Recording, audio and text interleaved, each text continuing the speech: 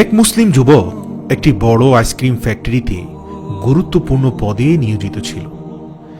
একদিন রুটিন কাজ শেষে তিনি ফ্রিজের রুমে গেলেন কিছু পরীক্ষা নিরীক্ষা করতে।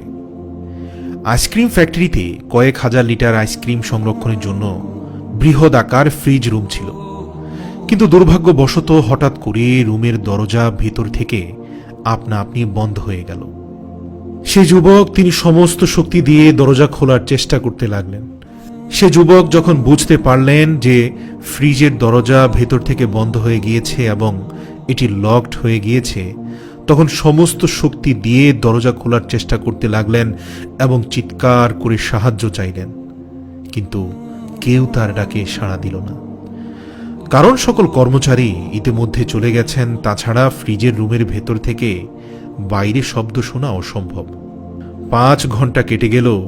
ধীরে ধীরে সেই যুবক বুঝতে পারলেন তার শরীরের শিরা উপশিরার ভিতরে প্রবাহিত রক্তকণিকাগুলো বরফে রূপান্তরিত হয়েছে।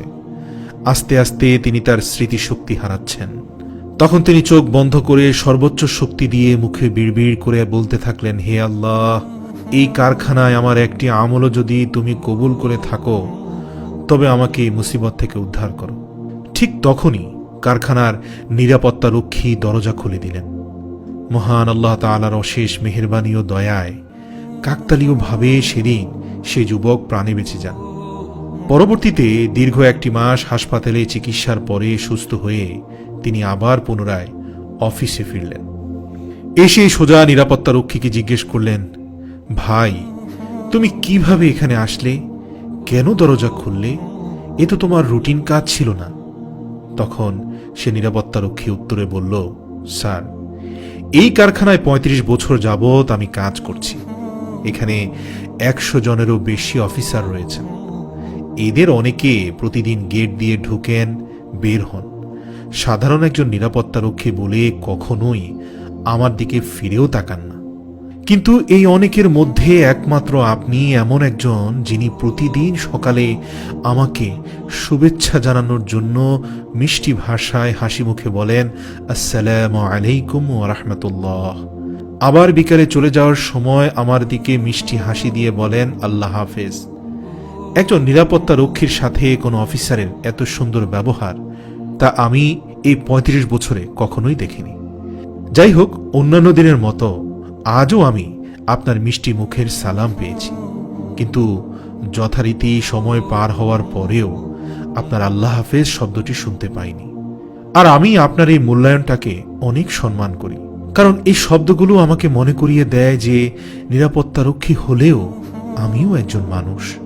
তাই সিদ্ধান্ত নিলাম পুরো কারখানা খোঁজ করব। আমার মন বলছে আপনার কোনো একটা বিপদ হয়েছে বা হতে পারে, এবং এই ভেবে কারখানার বিভিন্ন জায়গায় আমি খুঁজতে থাকি।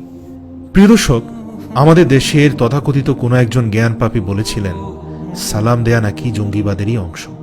আমাদের প্রত্যেকেরই কি আমাদের আশপাশের মানুষগুলোর প্রতি বিনয়ী হওয়া, সম্মান করা উচিত না? আর আসসালামু আলাইকুম এর থেকে শ্রেষ্ঠ কোনো অভিবাদন আছে কি?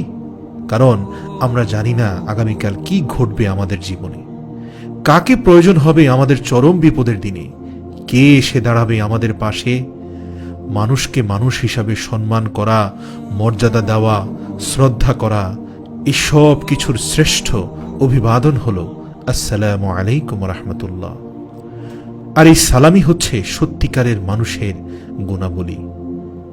যুগ থেকে যুগ, কাল থেকে মহাকাল এ জাতির আত্মা এবং মুখে বসবাস করুক। আসসালামু আলাইকুম ওয়া রাহমাতুল্লাহ। মনে রাখবেন, আমরা শুধু গল্প শোনাচ্ছি না, আলোর পথ দেখাচ্ছি। আলোর পথের একটি ভিডিও শেয়ার করার মানে হচ্ছে আপনিও আলোর পথ দেখাচ্ছেন।